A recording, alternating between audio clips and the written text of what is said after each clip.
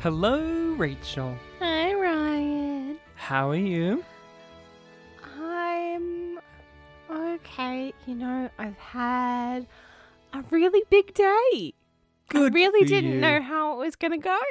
Well, I think we need to go on some grand old, ye old adventure to find out how we're going to be feeling at the end of this. So, Rachel, we are back with a Star Trek Discovery rewatching. It has been 4 decades since we've released an episode on which we are actually talking about Star Trek Discovery. We had Short Treks, we're back to Discovery, we're talking Season 3. We are the YumYumPodcast because of the Yum Yum, the iconic line of dialogue that has unfortunately already been said within the series of Star Trek Discovery and does not get repeated. Again. It hasn't yet. Season 3 is Yum Yumless. It is Yum Yumless.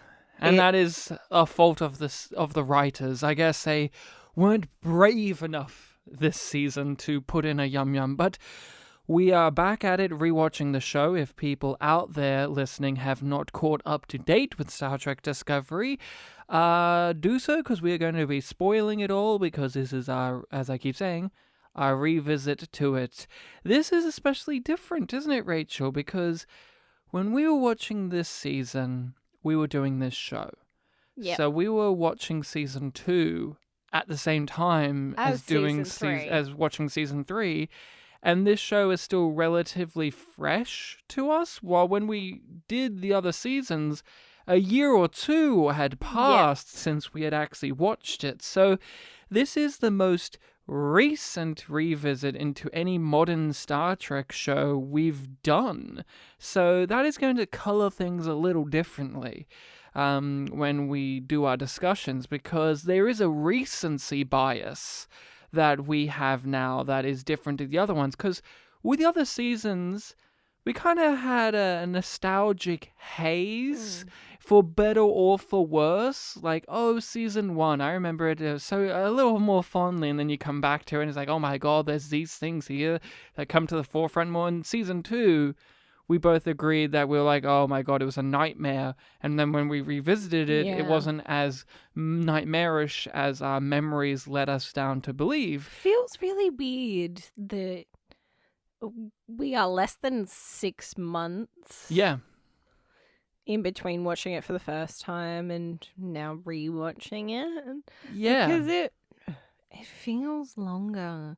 Quarantine time does weird things. I want to ask you, before we do the synopsis of this episode, do you think it has been long enough for us to come back and assess these episodes? Because to me, I'm not too sure. I still feel like I don't know what my opinion on Season 3 fully is yet. Like, I remember vividly when we finished the end of Season 3, I was like unimpressed by it, but even now, I'm still thinking, I don't know, I haven't thought about it that much. So maybe this will be a good excuse, but what do you think? I don't know, because as we were watching Season 3 and talking about it, I got the feeling with this season more that it just kind of washed over me. So I don't know if it has a lasting impression to leave, even if we did wait another 6 months or another 18 months before we did Season 3 and we did something else in the meantime. I don't know. Yeah. I don't know if it's always going to feel like that, or if we're going to get partway through the season and be like, maybe we should have waited a bit longer, but...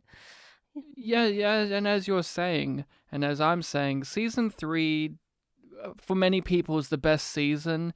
It is definitely one of the more coherent seasons because of the consistency behind the scenes. There was no mid-season change-ups like there had been previously. But to us, we were left middling to unimpressed, and I still think Season 3 might be my favourite.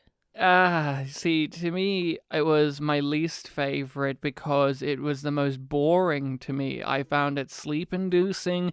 I found that I did not long for the next episode like I did with previous seasons. Even when the seasons were bad, I was still really longed for hungering. New discovery. I was still hungering to see what they were going to do next. This season, I felt like, oh, I can wait several weeks and...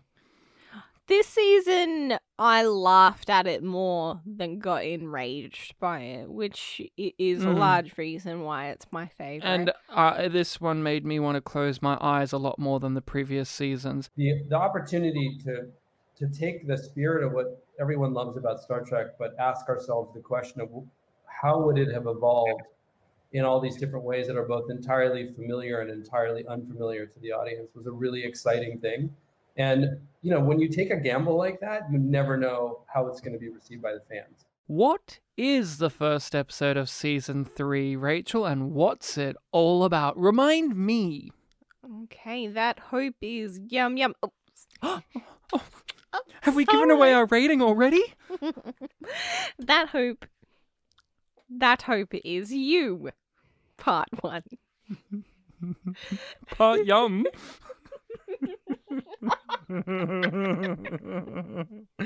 And then when we get to part 2 at the end, we could call it part Yum Yum because it's got 2.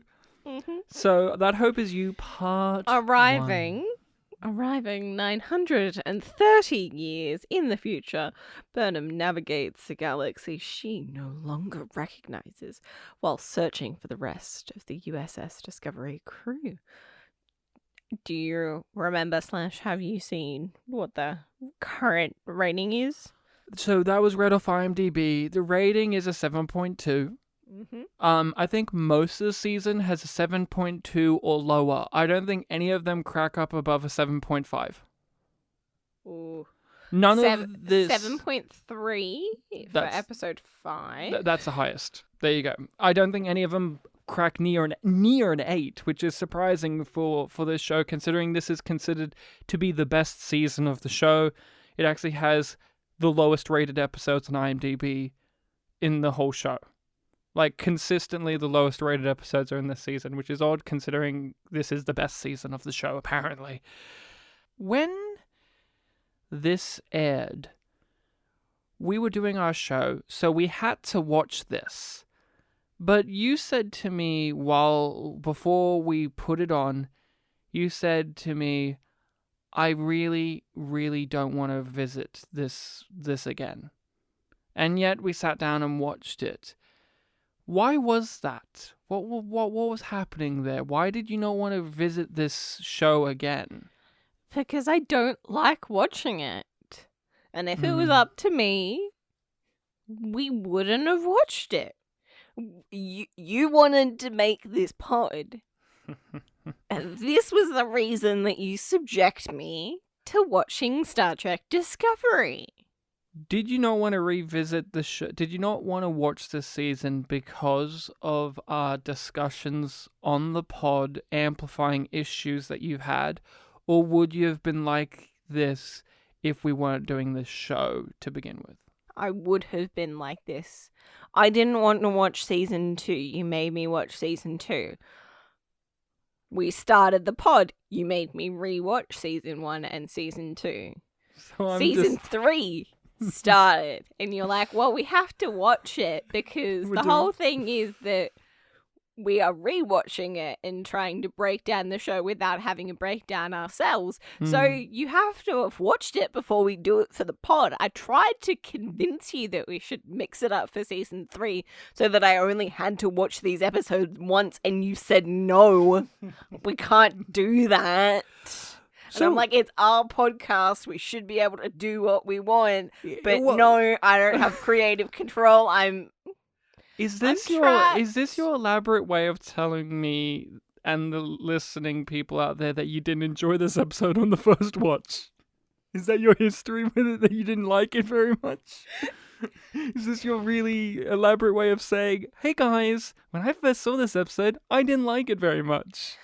Okay, so my reaction to this episode, was much like Burnham's emotional turmoil that she goes through when she sends the suit back through the wormhole. Of like screaming and crying, elation, confusion, and then eventual breakdown. And you know what? She just says to herself, stand. So she can stand, and then she says, walk. She manages to walk. And that's what I felt like going through season 3. I just had to tell myself that I could, and that I could, and I'm on the other side. Yes!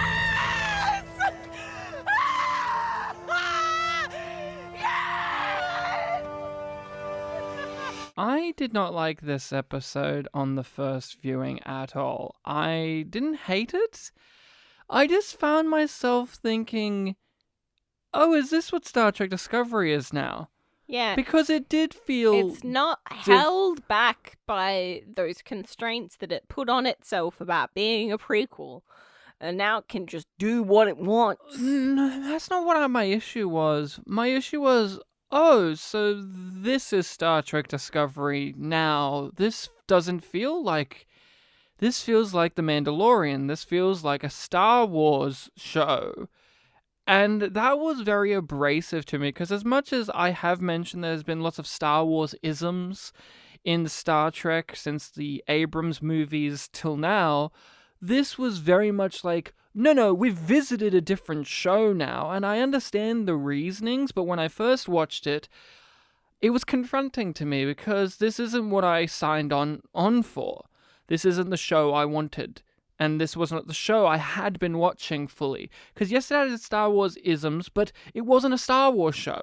It still had the illusions of Star Trek stuff in there. This, it felt like there was none of that other than that they had the names of things, but it felt like... but that's part of the point of the episode. Yes. And yes. But when I'm first watching it, and I don't know the full context of all the season and all this, I'm looking at it and I'm thinking, is this going to be the whole season? Is the whole season going to be bounty hunting? Is this going to be The Mandalorian, a show that I have not really watched anything of, and I'm not that interested? I hear good things, but that's not the type of sci-fi. Is this Killjoys? I don't know what this is, and I didn't like it. And I then found with the next episodes after this, my hatred of this episode grew because it felt like an odd duck in the season. Now, having seen the full season, it definitely does have a place of belonging, but it still feels very out of character for the show. This does feel very bizarre, and if there was more episodes like it, then I could understand it way more, but there aren't a lot of episodes like this one, and the way that this makes the universe of the future feel, so it just makes me go, I don't know, this one just kind of feels like it doesn't integrate as well into the whole as the next few episodes do. This one feels like, oh, they had some random sci-fi bounty story and they just put Michael's name on it, and then they said Andorians instead of Mandalorians and shit like that. That's what I felt. And that's still kind of how I feel now. So when we were watching this episode, I was thinking about and comparing it to another TV show. And called The Mandalorian, yeah. No. Oh, not The Mandalorian. Farscape, then. Okay. No. Oh, Killjoys? No. Oh, okay. Guardians of the Galaxy. That's not a show, but it's a movie. Yeah. I've only seen Guardians of the Galaxy out of all of those things that you listed. No. Mm-hmm. It was a little show that only ran for one season. Oh, Firefly. No, not that one. I have watched Firefly, but not that one. It is to do with bounty hunters. Oh, okay. Yeah? Is it a sci-fi show? Yeah. Oh, cool. What's it called? Bounty Hamster. Oh, you mean the children's cartoon show in which it's about a hamster that's a bounty hunter? Yeah. Isn't it weird that it didn't remind you of Star Trek?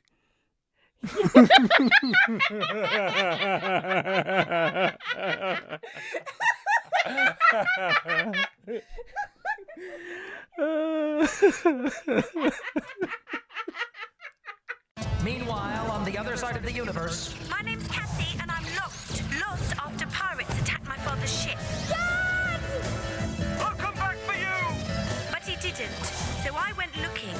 And to help me, I hired the roughest, toughest bounty hunter in the galaxy. And that's when my troubles really began. You're gonna hate me so much. Yeah? I didn't mind this episode that much, this rewatch. I didn't mind it either. I didn't love it. No. Didn't find it offensive, just boring. There was stretches of it where I found myself glazing over because I didn't care, but then there was other sections of it that I was noticing some I was noticing some foreshadowing things that would play into the later bits of the season that obviously I didn't know when I was first watching it. Obviously. There was great character stuff between two central people. The sense of location was far more present to me in this episode. The world building itself, although a little bit too exposition heavy for me, was actually more so than previous seasons, told with visual cues a little bit more often, even though they still had the problem of Michael yelling at a thing saying that's what that thing is, so us the audience knows. A little bit too much of that, but there was a bit more visual storytelling going on in this episode, especially the opening montage of that guy's day-to-day life. I appreciated those things. The music was less overbearing than it was in previous episodes, and especially in mixed well. Oh yeah, mixed a lot better. It didn't the leveling of the audio and the music felt right. Yeah, it didn't feel like somebody forgot to turn down something. Yeah, it didn't feel like it was stating what I should feel as often as the second season did, especially the second season opener. I remember our second season opener, I made an apology to the first season because I said that was overbearing. I don't have to make an apology here because if anything, I think weirdly enough, the COVID stuff was one of the things that affected the music because they had to do the music separately and it was a lot more difficult. In a way, I find that it was a weird blessing in disguise because the music in this singular episode was less noticeable to me. There was only one scene in which I made a critical note about the music, and it was only because it was not the music's fault, but the direction of the music. Of they wanted this type of music here, but it didn't really work for the scene, or it was too telling of what the scene was before it set into that motion, which is when Michael gets high, that scene. They have comedy music happening way before she gets high, and it made that scene feel kind of weird. And I don't put that on the music itself. The music was fine, but it was just the placement, just the way it was put it there it was telling us something that wasn't being shown visually, but it was later in the sequence it was turned into a comedy. So there was just a weird kind of juxtaposition there that didn't line up until halfway through the scene. Didn't work. But that was the only critical note on the music I had in the episode. Yeah, that scene was a little bit odd because for most of it, like the pacing is like, okay, this is building up, and then the music kicks in, and then the two guards are sort of making what should be jokes. But they're not playing it for comedy. But the music's telling you it is. The music is there saying, get it? They're making jokes. But there was nothing in the lighthearted, and it's just like. But there's nothing in the dialogue. He's hungry and he wants to go get a sandwich. There's no reason why we would think that that's funny. The dialogue itself and the presentation. If we knew those characters or we'd seen something, then that could have been a joke, or it could have been a punchline. But the way it is in the episode, it's neither, so it just feels odd. It's not performed in the comedy mode that Star Trek Discovery performs comedy until she gets high. But the music's saying it is a comedy scene way before it actually becomes one, which is the only fault of the music I have in the episode. And that's a big improvement. I also really like the instant chemistry between Michael and Book. Off the charts compared to her and Ash. Yeah, and I don't think the episode earns it in its solidarity. I think they have room to build upon, which the season will try to do, and we'll talk about if it succeeds or not. I'm not really sold on Book as a character in the singular episode, but the acting between the two of them, natural chemistry. It doesn't feel forced. It doesn't feel like teenage romance drama that you would see on a WB show like Ash, Tyler, and Michael did. Drama, but not angst. Yeah, not angst, and the performances, they felt comfortable with one another, while I guess that was the intention of Ash and Michael for a little bit, but the point is, this guy's charming, right? He's just a charming dude. You want to see his own show in which he does bounty hunting stuff. I wouldn't call it a Star Trek show, but that actor, if he was in charge of his own little sci-fi show in which he goes around being a courier saving worms and shit, I could watch it. He's just that charismatic. Is he the Pike of the season, in which it's like a new character comes in with a wealth of charm and you just kind of like them being around? Yeah, because those episodes that don't have Book feel less enjoyable from what I remember. Yet the worst episode of the season, critically, and to me, is the one that is all about Book and his family. It's like the worst episode of the season, so yeah. It's a double-edged sword there with him, isn't it? Where the actor's charismatic, but maybe the character is lacking, but we'll talk about it when we get to that episode and see if it holds up to the sniff test. Too much of a good thing is not necessarily a good thing. I also enjoyed some of the action, not all of it, but I enjoyed the transporter fight, I call it, where they're transporting from place to place. It reminds me of Valerian and the City of a Thousand Planets. So ready to kill everybody. Yeah.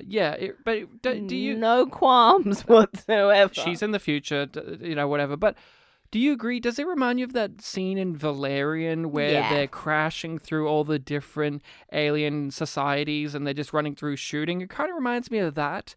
I do wish that the scene was visually a little bit more interesting. It is just them jumping from field to field. Yeah. But the idea and sequence and them at the marketplace gave me a lot of Valerian vibes. Yeah, I actually also enjoyed the little touch of they just stand there and start shooting at where the other people are about to transport it. I thought that was a nice touch, and I liked also you saw that and they didn't flag it up as a big thing like they do with other stuff in the episode, but you saw that the people transporting in started to figure that out and started transporting in from different locations, and thus gaining that the villains, even though they're faceless thugs, have some level of intelligence to them, or else there would be no sequence. Yeah, and it does create a little bit more visual interest as that goes along, because it's not the exact same thing every single time. And it means Michael and Book have to run and hide and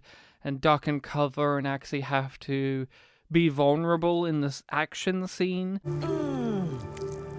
Got a bite to it. Mm-hmm. Probably still wrap it, though. You carry a handkerchief. Might as well blow his nose. I don't know if there's anything else I like in this episode. It didn't offend me. It just kind of bored me in locations of it. Just stretches of exposition being dumped, or just forced attempts at comedy that didn't land for me. What about you? Were there any other things that you liked in this episode? I like Grudge. I don't like what they do with Grudge, but I like cats. And I like that it's a mancoon. Could you explain to me why Grudge is in this show at all? Like, what is you have an infatuation with cats, as do many people. I don't hate cats. I don't have an infatuation. It's just so bizarre to me. Grudge is like this bizarre thing that's here, and they treat it like, I don't know how they treat it. So for someone like you who does have an infatuation with cats, could you explain to me what this is? Could you translate what's happening with Grudge to someone who doesn't understand cat? Why did Data get a cat? To experience humanity. And Book has Grudge and calls her Grudge. Why? Because he has one? She's heavy and all mine. Yeah. Okay. That is why Grudge is there. That's it. I don't know what that means. You're not communicating. You're just saying what he said, but that doesn't tell me what that's... What about Grudge, the cat, appeals to you in a show in which any other version of this disgusts you? I have no explanation. I have no justification. Is it just because it's a cat? Yeah, it's just because it's a cat. That is it. Is that just manipulative? Yes. And it's lazy. But it's also to further emphasize Book's connection with animals. Because we don't see anybody else with pets. He immediately demonstrates a connection and a respect for animals and life that is not humanoid, that we do not see in other people, because there is a lowered expectation and value of humanoid life, which has pushed down animal life even further in the scale of importance. You have a very large cat. Yes. She has a thyroid condition. Does she have a name? Grudge. Because... She's heavy. And all mine. This season was set up with its big mystery straight off the bat in this episode being the burn. The burn, in which 100 or 120 years ago, all the dilithium blew up. That's what this episode leads us to believe. He says one day most of it just went boom, which leads the audience under the assumption that one day dilithium just exploded, which isn't necessarily true from what we learn in the later episodes. Did you find this notion that the whole season is going to be discovering what made dilithium go boom over 100 years ago to be at all interesting and something worth a whole season? Well, it's not. They don't really spend the whole season on it. Like, it's the backbone of the season. But they go off on many a tangent away from that idea. Is it because there's just very little to explore there? Yeah, I think so. And I think they were like, okay, well, we need to have... But did you find it as an interesting hook? We found the red signals to be an interesting hook when we were watching it, more so than what season 1 gave us as a hook of like, hey guys, war bad. No, and I think a part of it was that... they went, okay, well, the Federation can't be intact because they need something to do. So we need to have an obstacle, because this isn't like old Star Trek where you're just dealing with like normal diplomatic problems or engaging with alien species and or first contact kind of stuff. Yeah. There has to be a big problem that only our savior, Michael Burnham, can rescue us from. Yeah. So it has to be the burn, and she has to be responsible for rebuilding the Federation and Starfleet and building it up from the ground up, because she has the vision. And she has such pure heart that she can rebuild it in this bug-eat-bug world. I did not find the burn to be at all an interesting idea or an interesting hook, because what does solving it change anything? That was the big thing that I didn't care what the result, like, I don't care how it started. what does finding out what caused the burn solve? That was one of the big things. Sure that it doesn't won't happen again. And they know where it comes from. And the book says in this episode that those are two of the reasons why the Federation fell apart, because it didn't know what happened and it couldn't protect people from it. But it never happened again. That was the thing. That's the thing that that bugs me. But there was no promise that it wouldn't. But Rachel, that's what bugs me. Something hanging over indefinitely of there could be this disaster. And how long is the world supposed to stand on its tippy toes for in this world in which you have spacefaring races still? Well, long enough for the Emerald Chain to get enough power. And long enough for the Federation to dissolve, and long enough for Michael to come in and solve it in a matter of months.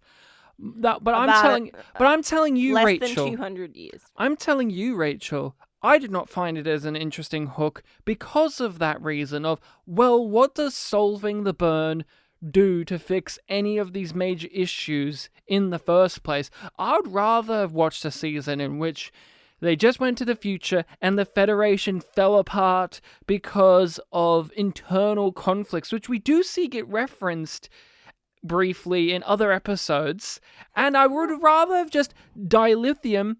They mined all of it, and there was none left, and that was a contributing factor. I don't give a shit about this Scooby-Doo, oh my god, who did the burn, that the season framed it itself around of who did the burn, what caused the burn, who caused it, will they cause it again? It was a Mad Max situation. That would be more interesting to us. And also, like, in all of this, we haven't brought it up because it doesn't really matter, which is that in the process of discovering the root cause of the burn, they find a massive source of dilithium, as well as all of the dilithium that is on board Discovery. Which then in turn says there was all the other issues were false issues. It was just they ran out of dilithium one day. Because they all went boom boom. It wasn't, the Romulans and the Vulcans disagreed about this thing and the Andorians said this. It was one day. That would have a diplomatic focus, and Star Trek Discovery doesn't have a diplomatic focus. Yeah, the season's about diplomacy.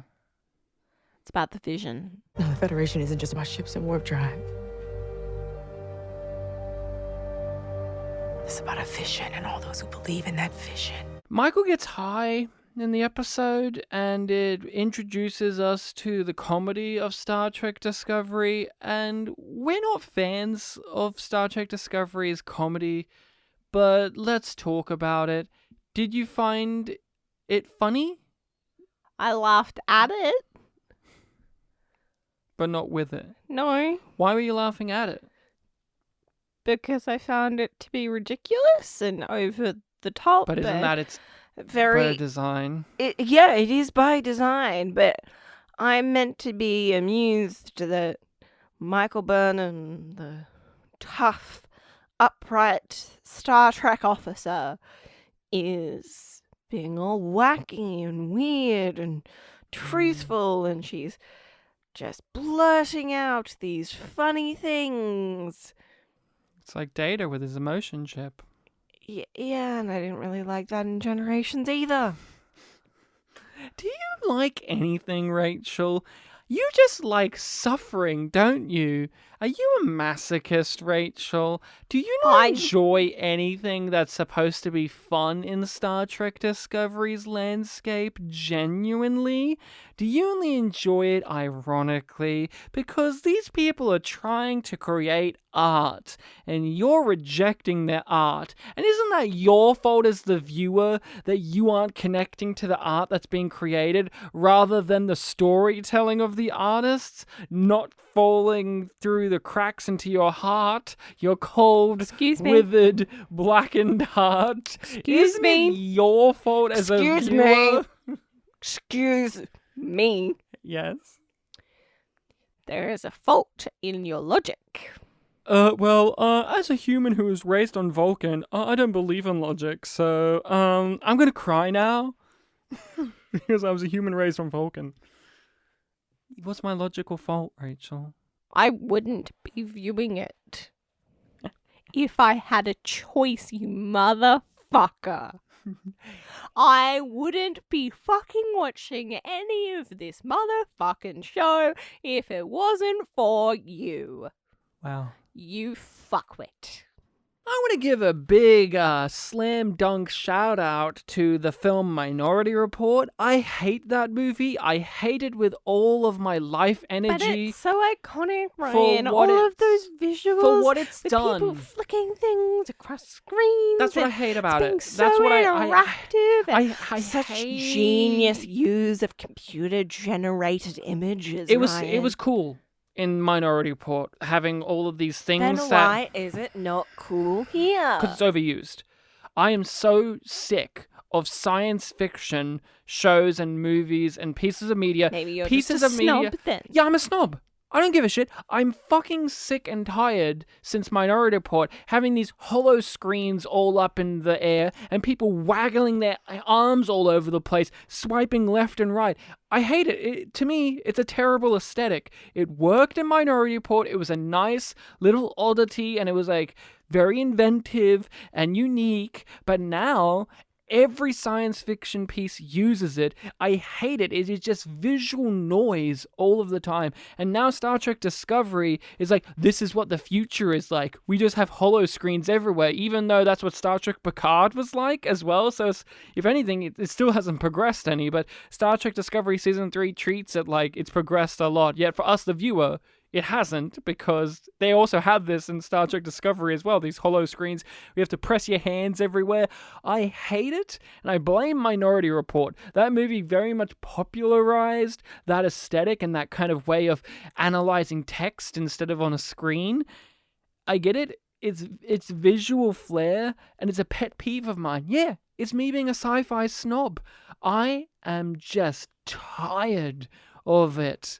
And Star Trek Discovery just embraces it fully, and it's just another notch against it for me. I just hate that in science fiction so much. And here it is. They spent a whole scene explaining how to use it to Michael, and I'm just sitting there going, oh, this fucking thing again. Yeah, I've seen this a million times over, guys. Like, as someone who watches science fiction, having a whole scene of her using it and learning how to use floaty hologram screen in front of her face was fucking tedious to me, because it's just what all science fiction is now. It is just all of that is like it. That does a bit of everything. Call your ship. You had this the whole time, and you're just showing me now. But people are waiting for you. We're all over the place in this discussion. We're talking about all these random elements and not about the plot, because there is none. It is just, here's what the world is like, and you know what? That's fine for this, because we're now in a new Star Trek world that we've never seen before, so you've got to establish what things are, who's where, what's happening here, the stakes of the season.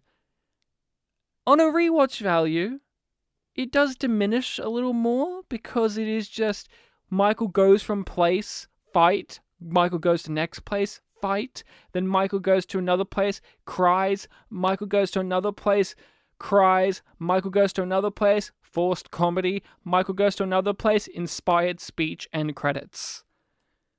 And that's the episode. Like, we haven't even talked about the crazy guy who's been waiting in that office for 40 years, doing the same thing every day, just sitting there blankly like an android, smiling, just waiting for 40 years, not doing anything. Some stage, his wife and kids were there. No. You're thinking of the Admiral. I thought it was both of them. No, his dad died. He got it from his dad. He's just been sitting there for 40 years. By himself. For 40 years. He's just insane. Just looking if there's something we're missing to talk about, and there really isn't, you know? One of my notes was, I just got bored. Because I realized that I'd stopped taking notes for a good 20 minutes of stuff that happened. It's just a boring episode. This is season 3, though, right? This is a perfect representation of season 3. Oh, yeah, it is what it is. Straight out of the gate. And people love it. And yeah, that's great, but to me, this is a tedious episode that reflects the tedium of season 3, in which there's little nuggets of things here and there, but it feels like the nuggets are smaller and smaller than the other seasons. Where the other seasons, I found the Klingon War to be a boring, dreary nightmare, but you had something like Lorca or someone like Michael or Paul, these characters, as well as these ideas of like the spore drive and this and this. And then the second season, you had Pike and you had the mystery of the Red Angel and oh my god, Jet Reno's here and oh, Kaminar, all that. I don't know what it is about this season that made it so boring to me, as well as this episode, because I think this episode, like I said, it's an outlier. There's not much that happens in it. They walk from place to place, have a fight, have a cry, give them an emotional speech. Rinse, repeat. Rinse, repeat for 45 minutes or to an hour, and it's very dull. But Ryan. It's about their feeling.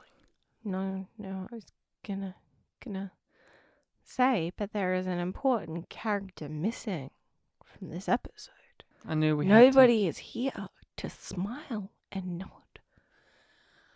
Oh boy, is it time for the Huda? Yep, it's time for the Huda. You know what this episode really does to benefit Hugh? You know what it does? Absence makes the heart go fond. Absence reminds us of Hugh. Because he's always absent. He's absent from the scripts. He's absent from the scenes. This is actually the best Hugh episode that we've had in a very long time because this episode is the most representative of his character. He's not here. Doesn't even mention his name. Rachel, he's not here, and until you just set this up, I didn't even remember that we're going to do the Huda because I forgot that we have this as a... I actually forgot that we have this as a section of the show. Because it's been a little while since it's been recorded. He wasn't in the episode to remind me that we should do this. And that is how effective his character is. That this episode where he's not there is the most representative of him. Because he is a nothing of a character. Okay, then is it time for ratings? I give it a yum. It's a yum yum for me. Yum yum. A yum yum. Yep. Because I think this is one of the better episodes this season, and I feel like I should at least give one yum yum for the season. A pity. And I want to make sure that I do that at least once. Yeah. A real pity party for you, huh? It didn't make me angry. And I got to laugh at it a little bit. And I like cats, so gets a yum yum from me. This could have been an episode of Killjoys, but without the humor. This could have been an episode of Warehouse 13, but without the sexual charged energy behind it. This could have been an episode of Torchwood, honestly, as well. Like, it is just generic sci-fi show where people have to do things. It doesn't have the unique identity of Star Trek to it. By design, by design, sure, it doesn't have it. But when you do stuff like this by design, you're going to have to accept the fact that there are people who understand that you're doing this on purpose, but don't enjoy it. And it's not because, how dare you stray away from the formula of my Star Trek. It's just I found it to be boring. And I'd rather have had a boring episode with the things that I come to this show for, rather than a boring episode with none of the things. Yeah, I would rather have seen the vision of Starfleet in action up against the world and actually really felt Michael grapple with that issue and deal with what it means to her, what Starfleet means to her, and what Starfleet means in the world now. Yeah. But we just get told that it's a vision, so it's fine. It's about a vision and all those who believe in that vision. So, Rachel, we're feeling pretty low, pretty down, even though you gave this a yum yum, but maybe you telling us what the next episode of Star Trek Discovery will raise my spirits and yours as well. Make us look forward to wanting to do a weekly podcast in which we talk about Star Trek Discovery. What's the next episode, Rachel? It's Far From Home. Oh, the Spider-Man? No. There's one with the Tom Holland guy? Spider-Man Far From Home? No. I didn't say Spider-Man Far From Home. I just said Far From Home. Yeah, Spider-Man. No.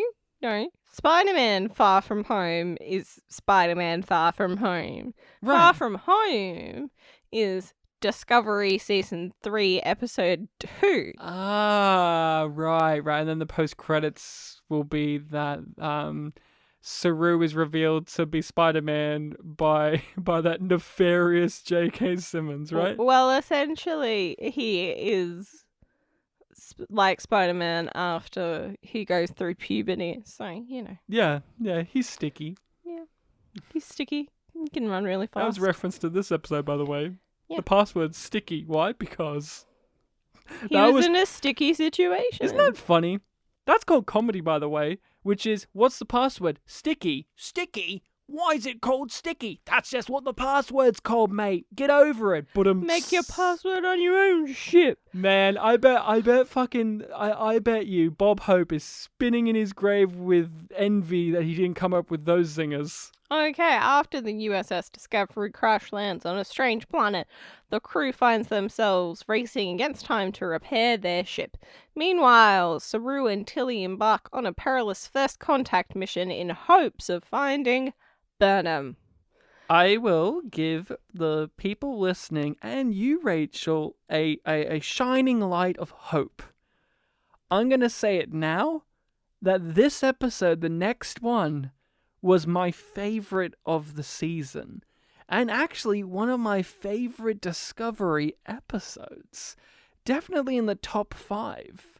So there is some things in season 3 that excited me, and I hope to dear God that the episode is going to hold up on the rewatch and to my scrutiny that I will bring to the rewatch as well as yours. But I know I'm tooting the horn a little hard here, but I do want to say that because we've been very down this episode, very negative.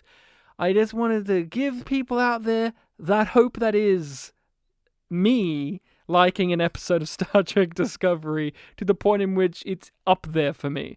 Rachel, a pleasure discussing, what was this show? Space Hamster? Bounty Hamster? Is that what we were discussing this episode? If only. If only we were discussing the short-lived Bounty Hamster. A great show that was cut before its prime. Such a bummer. Well, if the people out there want to follow us, Rachel, where can they find us on the internet?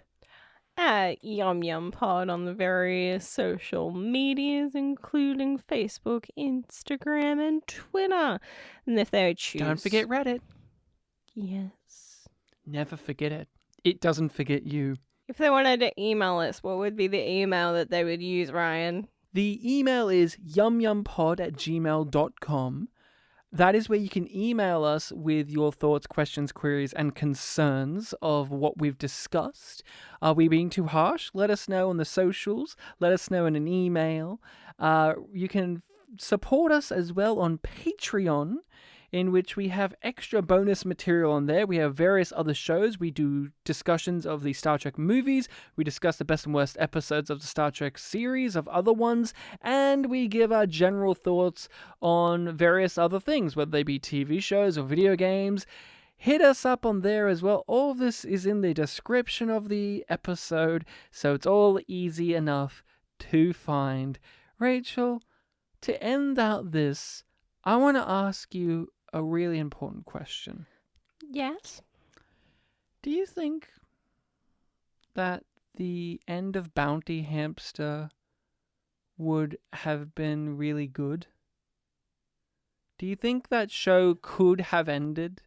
Because it's one of those kids shows, right, where it's never it was designed probably never to end, because it was like each episode they're going to try and find her dad, and then, oh, wouldn't you know it, he's not there. Do you think that her actually finding him would have been a satisfying ending? Or what? I think it would have had to be paired with something else. Like Bounty Hamster sacrificing himself? Maybe. Or like some linking it back. The show, if it had lasted long enough to get a proper ending, which would have been maybe a couple of seasons. Yeah. It would need some kind of evolution to go along with that. I know how it should have ended. Bounty Hamster gets her there. They have like a gruff, like, I respect you, you respect me. She goes to get her dad, right? Bounty Hamster feels a little bit upset because he's feeling abandoned, but she comes back, grabs his hand and says, no, you got to come with me. They see the dad. The dad's like embraces. They all embrace together. It's a nice moment where the three of them are embracing, and then Bounty Hamster looks at the screen and says, yum, yum, and then Iris out.